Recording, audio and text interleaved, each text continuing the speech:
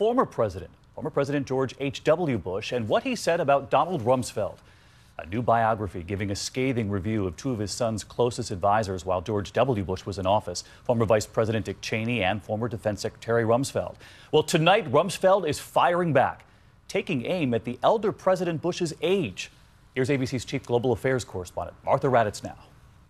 It is a book of love, war, and just plain gossip. According to the New York Times, the elder President Bush rips into the two men who helped guide his son into the Iraq War, calling Vice President Dick Cheney just iron-ass, hardline, a man who built his own empire, and former Secretary of Defense Donald Rumsfeld, I don't do quagmires, an arrogant fellow who served the president badly.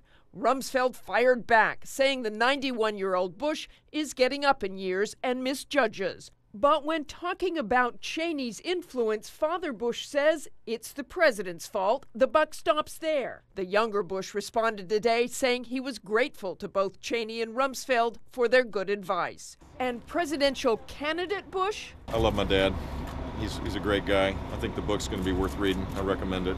All right, Martha Raddatz with us live from Washington. Martha, the biographer used diary entries, including things George H.W. Bush wrote about his own wife.